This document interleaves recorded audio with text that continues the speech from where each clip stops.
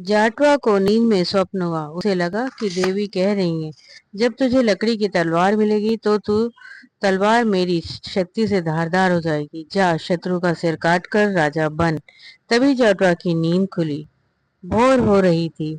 कहते हैं ना, सुबह का सपना सच होता है। क्या यह सपना भी सच होगा?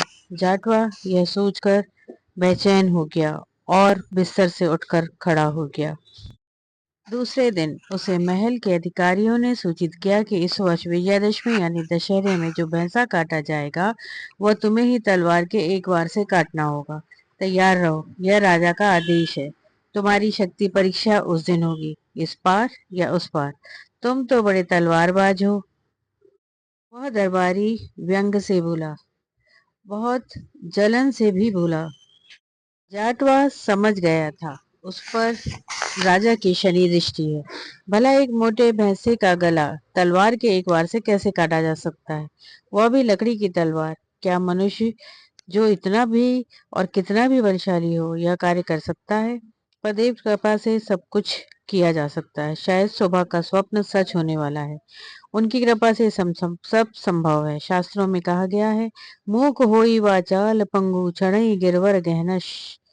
प्रभु की कृपा से गूंगे बोलने लगते हैं, पंगु भी पर्वत चढ़ जाते हैं। जाटवा जान गया था कि उस पर देवी ने कृपा की है, वह भी यह कार्य कर लेगा। उसने स्वप्न को पूर्ण करने का निर्णय लिया और पूर्ण शक्ति के साथ तैयार हुआ।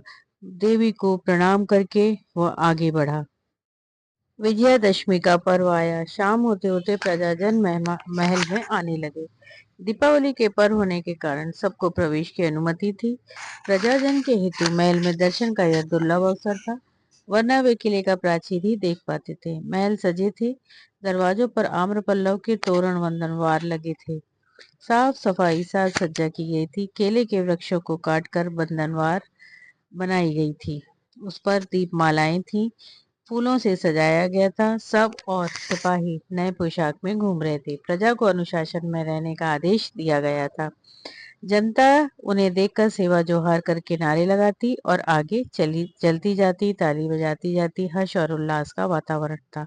चंडी मंदिर विशेष रूप से मैदान से सजाया गया था। मैदान में जनता बैठती जा रही थी, बड़ी भीड़ जुट रही थी। मैदान खचाखच लोगों से, जनता से भर गया था। वे सब एक अद्भुत दृश्य के साक्षी होने जा रहे थे। वे उत्सुक थे ये देखने के लिए कि क्या जाटवा गर्दन काट पाएगा, वो भी लकड़ी की तलवार से। सबके मन में यही एकमात्र प्रश्न था। दरबारी और राजा भी उत्सुक थे ये देखने के लिए। बहुत से लोग प्रसन्न भी थे कि आज जाटवा की हार होने जा रही है। उसके जो शक्ति का महिमा मंडन बहुत हो गया था, जिससे उनको जलन थी, उस जलन और ईर्ष्या का भाव आज खत्म होने जा रहा था। वे खुश थे कि आज सबके सामने जाटवा की हार होने जा रही है।